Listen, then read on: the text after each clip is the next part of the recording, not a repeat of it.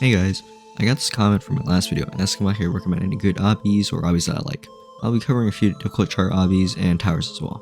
Also, if you guys haven't watched my video on the state of Roblox obbies these days, I said in a video that I shouldn't support obbies that have the titles like Rage Obby or Possible Obby or anything else like that. Those brain rot obbies are made by greedy developers who try to take advantage of naive players who don't really know or care what they're playing. They're soulless, passionless, and are full of oversaturated colors that can make your eyes strain.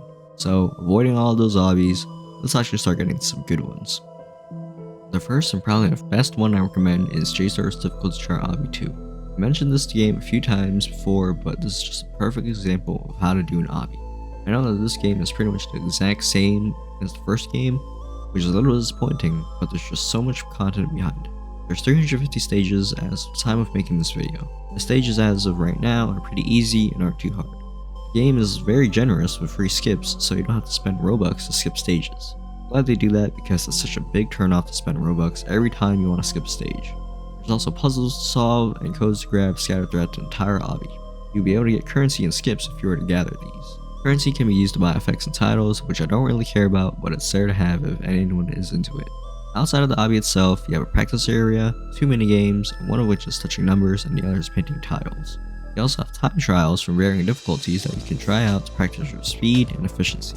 There's also badges that you can get that unlocks halos, currency, and skips. This obby is just full of variety and it sets the standard of how you should make an obby. Next, we have AO's Difficult Chart Obby 2. This obby has a lot of variety in stages and also offers free skips. With a little over 300 stages, it gets pretty challenging and combines a lot in a pretty fun way. There's also a prestige system. Every time you complete a certain amount of stages, you'll be able to reset your progress to earn prestige points and spend on a point shop to buy coils, stage skips, and halos. I also appreciate the fast respawn when you press R, as it's more of a teleport than an outright death reset. I don't think there will be more stages as this game hasn't been updated in 3 months. Moving on, we have Zack's Difficult Chart Obby 3. I will say that this game is pretty easy and doesn't get hard until the late 200s. There's currently 344 stages and I'm not sure if there will be more for this game either, since this game hasn't been updated in well over 6 months.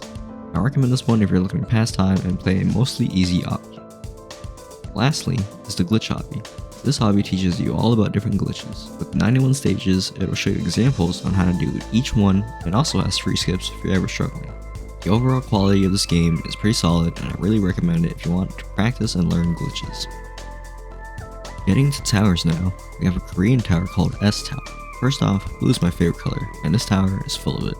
I will say that the music is incredibly repetitive as it only plays one song, but please turn off your Roblox game volume when you play this. As for the 6 stages, they are pretty long and require a lot of concentration. They don't have a whole lot of variety and instead focus on the same handful of skills like truss climbing, precise jumps, wraparounds, and a few more. If you want a bit of a challenge, give this one a shot.